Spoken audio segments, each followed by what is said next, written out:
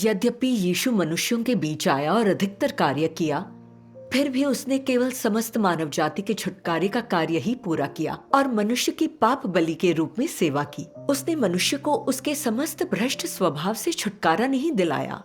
मनुष्य को शैतान के प्रभाव से पूरी तरह से बचाने के लिए यीशु को न केवल पाप बलि बनने और मनुष्य के पाप वहन करने की आवश्यकता थी, बल्कि मनुष्य को उसके शैतान द्वारा भ्रष्ट किए गए स्वभाव से मुक्त करने के लिए परमेश्वर को और भी बड़ा कार्य करने की आवश्यकता थी। और इसलिए मनुष्य को उसके पापों के लिए क्षमा कर दिए जाने के बाद परमेश्वर मनुष्य को नए युग में ले जाने के लिए देह में वापस आ गया और उसने ताड़ना एवं न्याय का कार्य आरंभ कर दिया। यह कार्य मनुष्य को एक उच्चतर क्षेत्र में ले गया है। वे सब जो परमेश्वर के प्रभुत्व के अधीन समर्पण करेंगे उच्चतर सत्य का आनंद लेंगे और अधिक बड़े आशीष प्राप्त करेंगे। वे वास्तव में ज्योति में निवास करेंगे और सत्य, मार्ग और जीवन प्राप्त करेंगे। आमीन। पुलिस आ गई है। अब क्या करेंगे? घबराओ मत, सब कुछ हटा दो। खोलो। आ रहा हूं। जल्दी कीजिए। पीछे हटो। रुके। आप यहाँ क्या कर रहे हैं? तुम यहाँ पर गैर कानूनी सभा कर रही हो। किस सभा की बात कर रहे हैं? हम तो दिन भर काम में व्यस्त रहते हैं। इतना तलाशी लो। वहाँ पर कुछ नहीं। कैप्टन, पीछे एक दरवाजा है। पकड़ो उन्हें। तो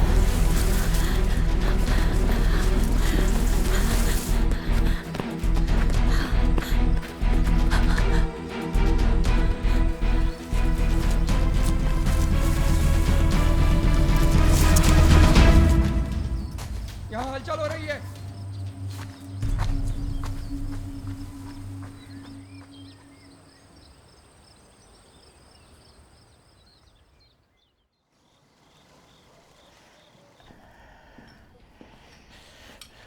तुम इस कमर दर्द के लिए 1 महीने से थेरेपी ले रही हो, पर कोई सुधार नहीं। ये और भी बदतर हो गई है। ये ठीक है। तुम कल अस्पताल जाकर एक्सरे करवा लो ताकि इसकी जांच हो सके। अस्पताल गई तो आईडी कार्ड दिखाना होगा। पुलिस अभी भी हमारे पीछे है। हमें पकड़ लिया तो ज्यादा परेशानी होगी। परमेश्वर में हमारी आस्था से कानून का उल्लंघन नहीं होता, फिर भी सीसीपी का उत्पीड़न हमें अस्पताल जाने से भी रोकता है। वे बेहद घृणित हैं।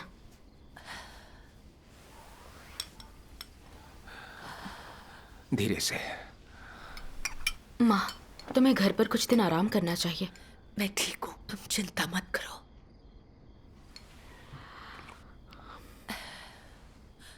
परमेश्वर कहते हैं बीमारी का होना परमेश्वर का प्रेम ही है और निश्चित ही उसमें उसकी सदिच्छा निहित होती है।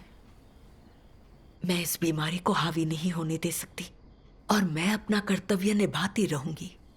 मौका मिलते ही मैं इलाज के लिए जाऊंगी, लेकिन सब कुछ परमेश्वर के हाथ में है। उसके ही भरोसे रहना सही है। तुम ठीक कह रही हो। जहां तक आईडी कार्ड की बात है, मैं कोई रास्ता निकालता हूं।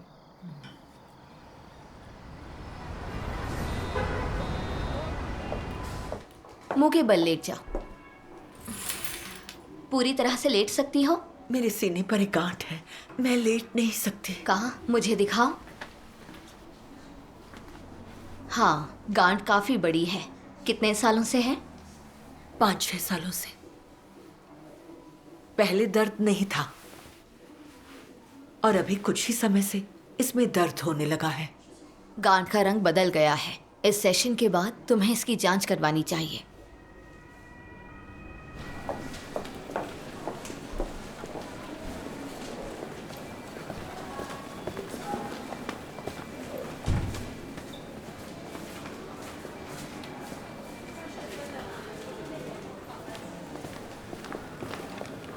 माँ, ध्यान से। रिपोर्ट में क्या आया? बताओ मुझे। यह ठीक नहीं लग रहा। यह स्तन कैंसर हो सकता है। माँ,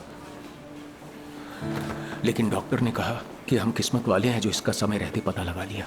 अगर और इंतजार करते तो इसका इलाज करना मुश्किल होता। डॉक्टर ने 3 दिन में सर्जरी की सलाह दी है।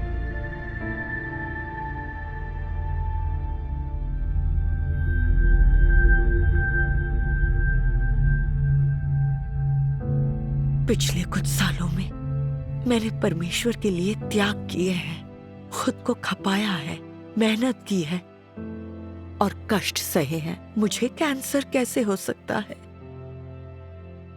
हे परमेश्वर, क्या मुझे सच में कैंसर है?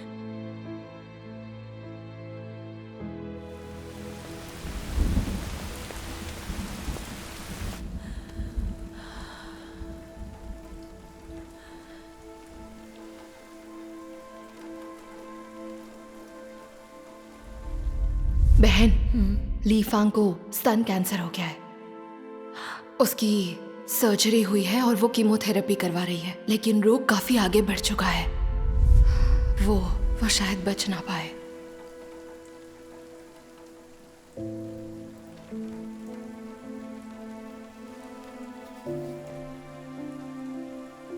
हे परमेश्वर, मुझे शायद कैंसर हो सकता है।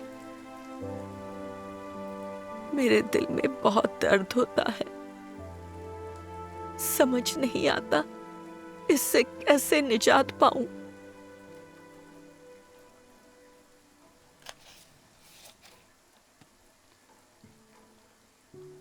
यदि तुम हमेशा मेरे प्रति बहुत निष्ठावान रहे हो, मेरे लिए तुम में बहुत प्रेम है, मगर फिर भी तुम बीमारी की पीड़ा, वित्तीय तनाव और अपने दोस्तों और रिश्तेदारों के द्वारा त्यागे जाना सहते हो या जीवन में किसी भी अन्य दुर्भाग्य को सहन करते हो, तो क्या तब भी मेरे लिए तुम्हारी निष्ठा और प्यार बना रहेगा? यदि जिसकी तुमने अपने हृदय में कल्पना की है उसमें से कुछ भी मेरे किए से मेल नहीं खाता, तो तुम्हें अपने भविष्य के मार्ग पर कैसे चलना चाहिए? यदि तुम्हें वो कुछ भी प्राप्त नहीं होता है जो तुमने प्राप्त करने की आशा की थी, तो क्या तुम मेरे अनुयायी बने रह सकते हो? आमीन।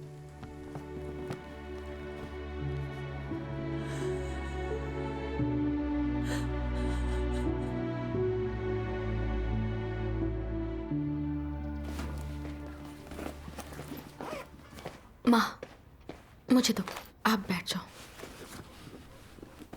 प्लास्टर मत भूलना।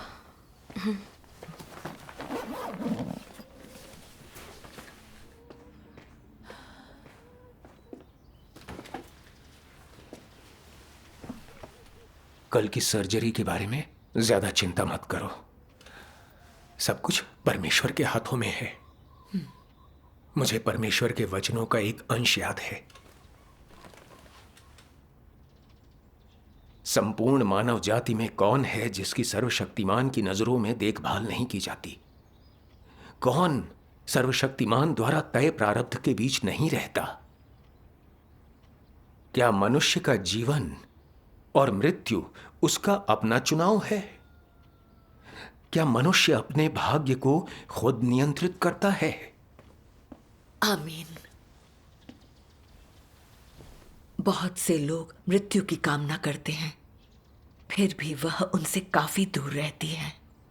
बहुत से लोग वैसे व्यक्ति बनना चाहते हैं जो जीवन में मजबूत हैं और मृत्यु से डरते हैं, फिर भी उनकी जानकारी के बिना उनकी मृत्यु का दिन निकट आ जाता है, उन्हें मृत्यु की खाई में डुबा देता है।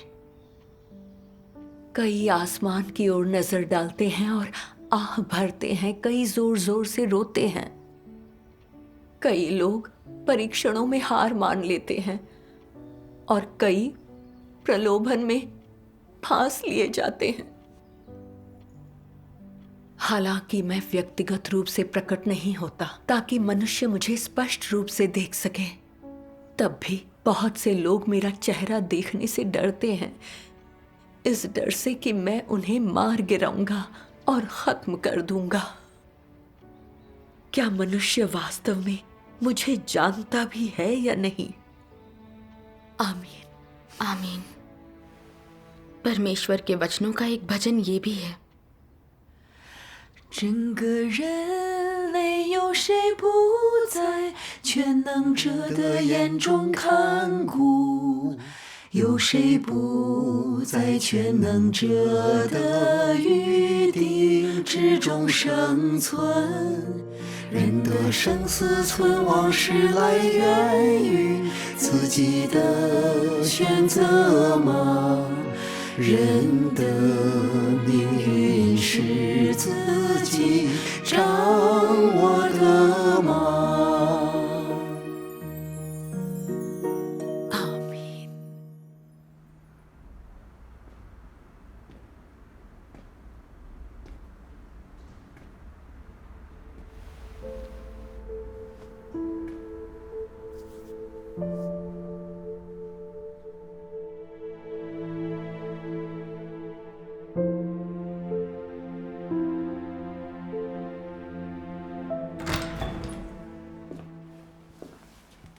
डॉक्टर चेन, सर्जरी सफल रही, पर हमें अभी निकाले गए ट्यूमर की बायोप्सी करनी होगी। तब पता चलेगा कि यह घातक है या नहीं। रिपोर्ट के लिए 3 दिन बाद आना। ठीक है। धन्यवाद डॉक्टर चेन। थोड़ा खा लो। मुझे भूख नहीं है। आइए पापा। आ गए? आज तुम अच्छे मूड में लग रही हो। हाँ, मुझे लग रहा है कि माँ की बीमारी कैंसर नहीं निकलेगी। मुझे भी ऐसा ही लग रहा है। गांठ 5-6 सालों से थी।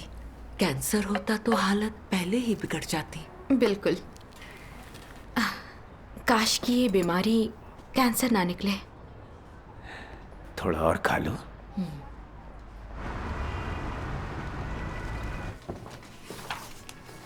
तुम्हारी माँ की बायोप्सी रिपोर्ट आ गई है। ये एक घातक ट्यूमर है, स्तन का म्यूसिनस कार्सिनोमा। हालांकि ज्यादा चिंता की बात नहीं है।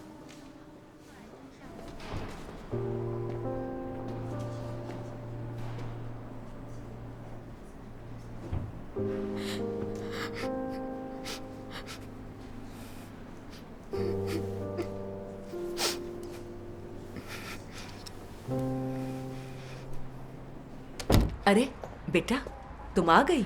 हाँ। रिपोर्ट आई?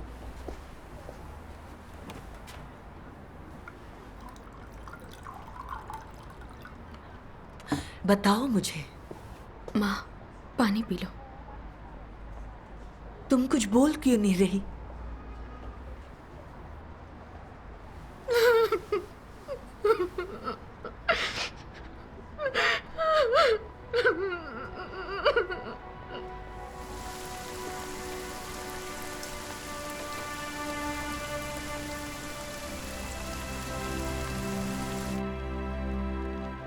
मुझे कभी उम्मीद नहीं थी कि मुझे कैंसर हो जाएगा।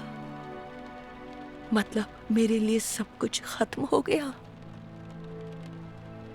क्या मेरा आस्थापूर्ण जीवन खत्म होने वाला है? इतने सालों के त्याग और खुद को खपाने के बाद क्या परमेश्वर को ये सब याद नहीं है? हे परमेश्वर, मुझे क्या करना चाहिए?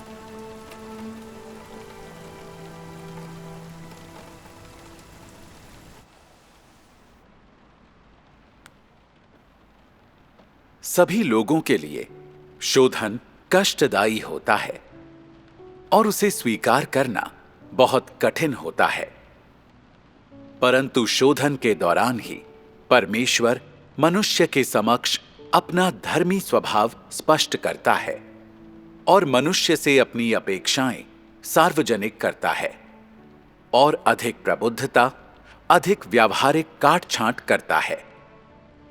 तथ्यों और सत्य के बीच की तुलना के माध्यम से मनुष्य अपने और सत्य के बारे में बृहत्तर ज्ञान प्राप्त करता है और उसे परमेश्वर के इरादों की और अधिक समझ प्राप्त होती है, और इस प्रकार उसे परमेश्वर के प्रति सच्चा और शुद्ध प्रेम प्राप्त होता है। शोधन का कार्य क्रियान्वित करने में परमेश्वर के लक्ष्य ऐसे होते हैं, उस समस्त कार्य के जो परमेश्वर मनुष्य में करता है अपने लक्ष्य और अपना अर्थ होता है। परमेश्वर निरर्थक कार्य नहीं करता और ना ही वो ऐसा कार्य करता है जो मनुष्य के लिए लाभदायक न हो। शोधन का अर्थ लोगों को परमेश्वर के सामने से हटा देना नहीं है और ना ही इसका अर्थ उन्हें नरक में नष्ट कर देना होता है, बल्कि इसका अर्थ है शोधन के दौरान मनुष्य के स्वभाव को बदलना, उसके इरादों को बदलना, उसके पुराने विचारों को बदलना, परमेश्वर के प्रति उसके प्रेम को बदलना और उसके पूरे जीवन को बदलना। शोधन मनुष्य की व्यावहारिक परीक्षा और व्यावहारिक प्रशिक्षण का एक रूप है और केवल शोधन के दौरान ही उसका प्रेम अपने अंतर्निहित कार्य को पूरा कर सकता है।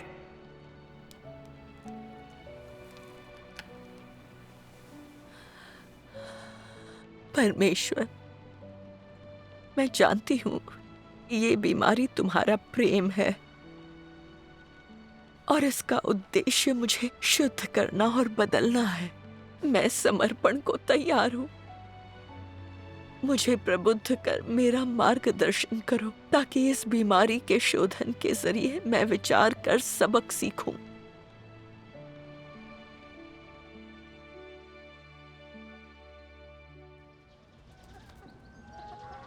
छत्तीस, 37। माँ, बहन यी और बहन वांग तुमसे मिलने आए हैं। तुम आ गई। तुम अच्छी लग रही हो। अब तबीयत कैसी है? सर्जरी अच्छी रही और मेरा घाव जल्दी ठीक हो रहा है। डॉक्टर ने कहा कि आराम करूं और संक्रमण से बचूं। 1 महीने में कीमोथेरेपी होगी। अंदर आओ। तुम्हारी माँ के पैर भी ठीक लग रहे हैं। हाँ, सर्जरी के बाद माँ की कमर और पैर दुखना भी बंद हो गए। कैंसर के इस अनुभव के जरिए परमेश्वर के वचन पढ़कर और भाई बहनों से मदद पाकर मैंने वाकई कुछ सबक सीखे हैं और कुछ लाभ पाए हैं। परमेश्वर का धन्यवाद। इसके बारे में बताओ। जब मैंने पहली बार रोग निदान देखा तो मुझे बहुत तकलीफ हुई। सोचा पता नहीं मुझे ये बीमारी क्यों हुई, पर परमेश्वर के वचन पढ़ने से मैंने उसके इरादे को समझा। परमेश्वर ने मेरी भ्रष्टता शुद्ध करने के लिए मुझे ये बीमारी होने दी थी। मैंने परमेश्वर के वचन पढ़े। बहुत से लोग केवल इसलिए मुझ पर विश्वास करते हैं कि मैं उनको चंगा कर सकता हूं। बहुत से लोग सिर्फ इसलिए मुझ पर विश्वास करते हैं कि मैं उनके शरीर से अशुद्ध आत्माओं को निकालने के लिए अपनी शक्तियों का इस्तेमाल करूंगा। और बहुत से लोग मुझसे बस शांति और आनंद प्राप्त करने के लिए मुझ पर विश्वास करते हैं। बहुत से लोग मुझसे सिर्फ और अधिक भौतिक संपदा मांगने के लिए मुझ पर विश्वास करते हैं। बहुत से लोग मुझसे सिर्फ इस जीवन को शांति से गुजारने और आने वाले संसार में सुरक्षित और स्वस्थ रहने के लिए मुझ पर विश्वास करते हैं। बहुत से लोग केवल नरक की पीड़ा से बचने के लिए और स्वर्ग के आशीष प्राप्त करने के लिए मुझ पर विश्वास करते हैं। बहुत से लोग केवल अस्थायी आराम के लिए मुझ पर विश्वास करते हैं और आने वाले संसार में कुछ हासिल करने की कोशिश नहीं करते। जब मैंने अपना क्रोध मनुष्य पर उतारा और उसकी सारी सुख शांति छीन ली जो उसके पास कभी थी, तो मनुष्य शंकालु हो गया। जब मैंने मनुष्य को नरक का कष्ट दिया और स्वर्ग के आशीष वापस ले लिए, तो मनुष्य आग बबूला हो गया। जब मनुष्य ने मुझसे खुद को चंगा करने के लिए कहा, तो मैंने उस पर ध्यान नहीं दिया और उसके प्रति घृणा महसूस की। तो मनुष्य मुझे छोड़कर चला गया और बुरी दवाइयों तथा जादू टोने का मार्ग खोजने लगा। जब मैंने मनुष्य द्वारा मुझसे मांगा गया सब कुछ वापस ले लिया तो हर कोई बिना कोई निशान छोड़े गायब हो गया। इसलिए मैं कहता हूँ कि मनुष्य मुझ पर इसलिए विश्वास करता है क्योंकि मैं बहुत अनुग्रह देता हूँ और क्योंकि बहुत अधिक लाभ प्राप्त किए जा सकते हैं। मनुष्य का परमेश्वर के साथ संबंध केवल एक नग्न स्वार्थ है। ये आशीष लेने वाले और देने वाले के मध्य का संबंध है। स्पष्ट रूप से कहें तो ये एक कर्मचारी और एक नियोक्ता के मध्य का संबंध है। कर्मचारी केवल नियोक्ता द्वारा दिए जाने वाले प्रतिफल प्राप्त करने के लिए कठिन परिश्रम करता है। इस प्रकार के हित आधारित संबंध में कोई स्नेह नहीं होता, केवल एक लेन देन होता है। प्रेम करने या प्रेम पाने जैसी कोई बात नहीं होती, केवल दान और दया होती है। कोई समझ नहीं होती, केवल असहाय दबा हुआ आक्रोश और धोखा होता है। कोई अंतरंगता नहीं होती, यहाँ केवल एक अगम खाई होती है। आमीन। आमीन। इन वचनों ने मुझे शर्मिंदा महसूस कराया। परमेश्वर का प्रकाशन बहुत सटीक है। जब पहली बार मैंने प्रभु पर विश्वास किया, लोगों ने सुसमाचार सुनाया। हर किसी में पाप है और पाप की मजदूरी मृत्यु है। प्रभु पर विश्वास करें, क्योंकि इससे न केवल हमारे पाप माफ होंगे बल्कि स्वर्ग के राज्य में अनंत जीवन भी मिलेगा। जब मैंने स्वर्ग के राज्य में प्रवेश के बारे में सुना तो मुझे अच्छा लगा, इसलिए मैंने प्रभु पर विश्वास किया और मैंने खुद को खपाया और स्वर्ग के राज्य में ले जाए जाने की उम्मीद जताई। मुझे हैरानी हुई कि किसी ने मुझे गवाही दी कि प्रभु वापस आ गया है और उन्होंने मुझे सर्वशक्तिमान परमेश्वर के कई वचन सुनाए और मुझे ये वचन वाकई अच्छे लगे। यह ऐसे सत्य हैं जो बाइबल में नहीं मिलते और ऐसे वचन कोई इंसान नहीं बोल सकता। केवल परमेश्वर ही आकर ऐसे सत्य व्यक्त कर सकता है। इसलिए मुझे यकीन हो गया कि प्रभु लौट आया है और मैंने परमेश्वर के अंत के दिनों का कार्य स्वीकार लिया।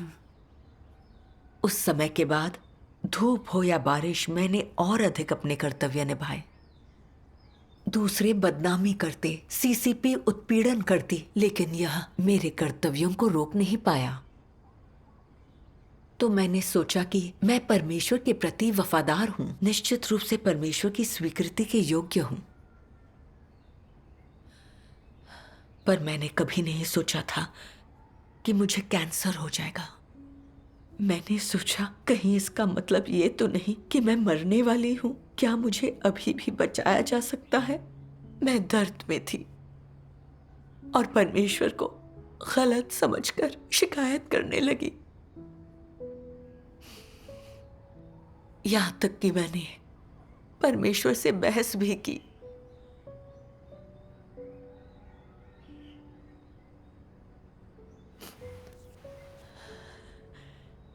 परमेश्वर के वचन पढ़कर मानो मेरा सपना टूट गया हो। आत्मचिंतन करके मुझे एहसास हुआ कि मेरे पास परमेश्वर से प्रेम करने वाला हृदय नहीं था। मैंने जो भी किया वो आशीष पाने के लिए था। मैंने परमेश्वर से सौदेबाजी की। यही परमेश्वर ने उजागर किया था। परमेश्वर से मेरा रिश्ता बस कर्मचारी और नियोक्ता के मध्य का संबंध है। मैं थोड़ी सी कीमत चुकाकर परमेश्वर से पुरस्कार मांग रही थी। ऐसा करके मैं परमेश्वर को धोखा दे रही थी, जो सच में परमेश्वर के लिए घृणित है। मैंने पश्चाताप नहीं किया तो फिर मुझे परमेश्वर द्वारा निकाल दिया जाएगा। परमेश्वर के कार्य का अनुभव करना वाकई आशीष है। अगर हमें ऐसी बीमारियां नहीं होती तो क्या हम देख पाते कि परमेश्वर में हमारी आस्था में कितनी अशुद्धता है? और क्या हम ये देख पाते कि परमेश्वर के लिए हमारा खपना उसके साथ सौदेबाजी करने का प्रयास था? हम इसे कभी नहीं देख पाते। सही बात है। तुम्हें नहीं लगता कि हम जो कष्ट सहते हैं वो बहुत मूल्यवान है? ये वाकई परमेश्वर का आशीष है। परमेश्वर का धन्यवाद। 2 साल पहले मुझे अचानक दिल का दौरा पड़ा। मेरी हालत बहुत गंभीर थी। मुझे लगा कि मैं मर जाऊंगी और मैंने परमेश्वर के खिलाफ शिकायत की और उसे काफ़ी गलत समझा। जब हमें बीमारी और तकलीफ होती है तो वो आशीष के लिए परमेश्वर से सौदेबाजी करने के हमारे इरादों और भ्रष्टता को बेनकाब करती है। अगर हमारा सामना इन कठिन परिस्थितियों से नहीं होता तो क्या अंजाम होता? हम उन पाखंडी फरीसियों से किस प्रकार अलग हो पाते? हम परमेश्वर के लिए जो खपाते हैं वो आशीष और पुरस्कार के लिए है, फिर भी हम उसे धोखा देते हैं और खुद को परमेश्वर के प्रति समर्पित और प्रेम पूर्ण समझते हैं। इस सब में हमारी आत्म जागरूकता कहाँ है? तुम सही हो। ये परमेश्वर की कृपा है कि उसने हमें ये बीमारियां होने दी जिससे हम अपनी आस्था में अशुद्धियां देख पाए हैं। इन चीजों से परमेश्वर हमें आशीष दे रहा है। परमेश्वर का धन्यवाद। हाँ, तुम्हारी संगति ने मेरे दिल को रोशन कर दिया है। कुछ समय पहले मैं भी बहुत तकलीफ में थी। समझी नहीं कि मेरी विश्वासी माँ को कैंसर कैसे हुआ। परमेश्वर से उसे ठीक करने की प्रार्थना करती रही। अब मैं समझ गई हूँ कि हम अपने भ्रष्ट स्वभाव की वजह से परमेश्वर से सौदेबाजी करते, कष्ट सहते, आशीष पाने के लिए खुद को खपाते हैं और इसीलिए परमेश्वर बीमारी का उपयोग कर हमारी भ्रष्टता शुद्ध करता है। हमें बीमारी के माध्यम से सबक सिखाता है ताकि हम खुद को जान सकें। इन कष्टों में वाकई परमेश्वर की सद्भावना निहित है। सही बात है। परमेश्वर का कार्य वाकई अद्भुत है। परमेश्वर का धन्यवाद। हाँ। पिछले कुछ दिनों से मैं प्रार्थना कर आत्मचिंतन कर रही हूँ कि यह बीमारी परमेश्वर की अनुमति से हुई है, फिर भी मैं समर्पण नहीं कर सकी। परमेश्वर के वचन पढ़कर मुझे अपनी समस्या का मूल मिल गया। हाँ।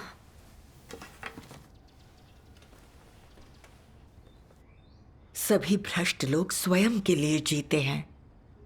हर व्यक्ति अपनी सोचे बाकियों को शैतान ले जाए। यह मानव प्रकृति का निचोड़ है। लोग अपनी खातिर परमेश्वर पर विश्वास करते हैं।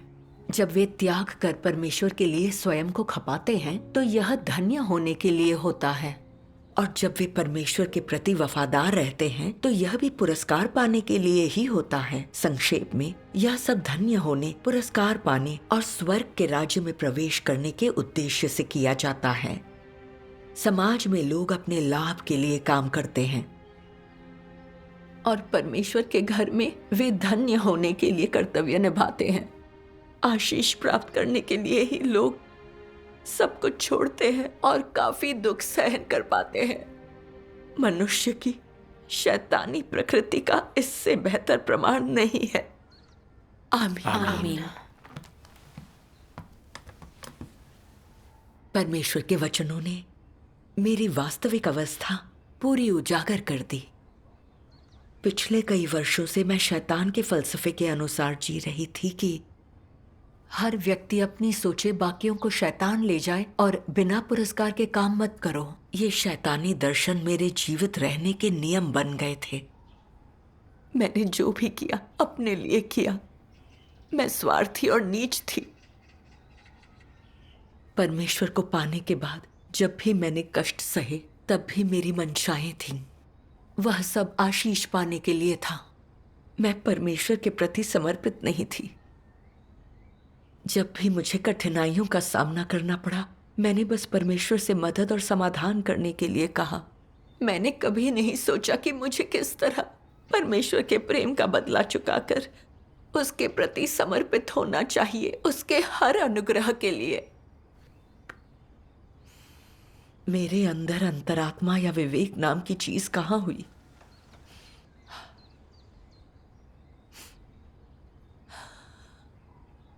मुझे ख्याल आया कि पौलुस ने भी प्रभु के लिए बहुत कष्ट झेले थे। हालांकि उसने ना सत्य का अनुसरण किया, ना परमेश्वर को जाना। वह तो बस अपने दिखावटी त्याग, खपने और कड़ी मेहनत के बदले परमेश्वर से पुरस्कार पाना चाहता था।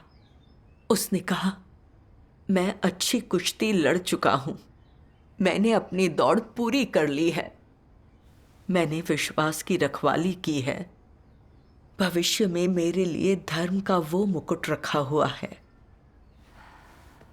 उसका निहितार्थ, अगर परमेश्वर ने उसे मुकुट नहीं दिया तो वह धार्मिक नहीं है। क्या वह परमेश्वर का प्रतिरोध नहीं कर रहा था? वो यही कर रहा था। अंत में पौलुस ने पश्चाताप नहीं किया, बल्कि गलत रास्ते पर चलकर गवाही देता रहा कि उसका जीना ही मसीह है। वह लोगों के दिलों में परमेश्वर की जगह लेना चाहता था, और इस तरह उसने परमेश्वर के स्वभाव को बुरी तरह नाराज किया और उसे परमेश्वर द्वारा दंडित किया गया। यह सत्य का अनुसरण ना करने और इच्छाएं पूरी करने की कोशिश करने का प्रतिकूल नतीजा था। अगर मैं शैतान के फलसफे के अनुसार जीती रही, सत्य के अनुसरण पर ध्यान नहीं दिया, बल्कि अपनी मेहनत का इस्तेमाल परमेश्वर से सौदेबाजी के लिए किया, तो क्या मेरा अंजाम भी पौलुस जैसा नहीं होगा? सत्य का अनुसरण ना करना बल्कि आशीष पाने के लिए परमेश्वर में विश्वास करना बहुत खतरनाक है। हाँ, हमने पौलुस के शब्दों के अनुसार सालों प्रभु पर विश्वास किया है। केवल धार्मिकता का सिंहासन पाने के लिए परमेश्वर के लिए कष्ट सहा और खुद को खपाया है। अगर अंत के दिनों में सर्वशक्तिमान परमेश्वर का न्याय हम पर ना आता तो हम धार्मिक लोगों की तरह होते, आशीष पाने के लिए विश्वासी होते और परमेश्वर का अंत के दिनों का कार्य ना स्वीकारते, बल्कि न्याय और ताड़ना से बचते। अंत में आपदा में पड़ते और परमेश्वर हमें दंडित करता। हाँ, यह सच है। सर्वशक्तिमान परमेश्वर का आने और सत्य व्यक्त करने के लिए धन्यवाद। हम खुद को जान सकते हैं और अपनी भ्रष्टता का सत्य देख सकते हैं। हमें सर्वशक्तिमान परमेश्वर ने ही बचाया है। हाँ। सर्वशक्तिमान परमेश्वर द्वारा व्यक्त सत्य बहुत कीमती है। परमेश्वर का धन्यवाद। हम देखते हैं कि आशीष पाने के लिए परमेश्वर पर विश्वास नहीं करना चाहिए, बल्कि सत्य और उद्धार पाने के लिए खोज करनी चाहिए। सही बात है। आस्था का मतलब है सच्चे मानव के समान जीना, जो परमेश्वर से तालमेल बिठा सके, समर्पित होकर उसका भय मान सके। यही जीवन का सच्चा अर्थ है। बिल्कुल। आमीन। चाहे मैं जीवित रहूं या मर जाऊं, मेरी स्थिति कैसी भी हो, मैं परमेश्वर की व्यवस्थाओं को समर्पित रहूंगी। जब तक परमेश्वर मुझे एक और दिन जीने की अनुमति देता है, मैं सत्य का अनुसरण कर अपना कर्तव्य अच्छे से निभाऊंगी। परमेश्वर का धन्यवाद। परमेश्वर का धन्यवाद। मैंने इस बीमारी से बहुत कुछ हासिल किया है। मैंने देखा है, न्याय का अनुभव किए बिना और पीड़ा और शोधन से गुजरे बिना कोई व्यक्ति भ्रष्ट स्वभाव नहीं छोड़ सकता। परमेश्वर का धन्यवाद। परमेश्वर का धन्यवाद।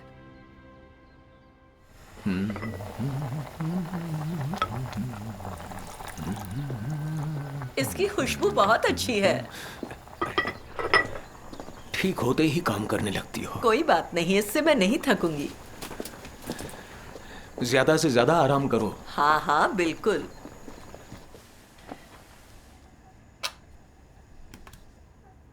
सर्वशक्तिमान परमेश्वर कहते हैं, परमेश्वर हमेशा सर्वोच्च और आदरणीय है, जबकि मनुष्य हमेशा नीच और निकम्मा है।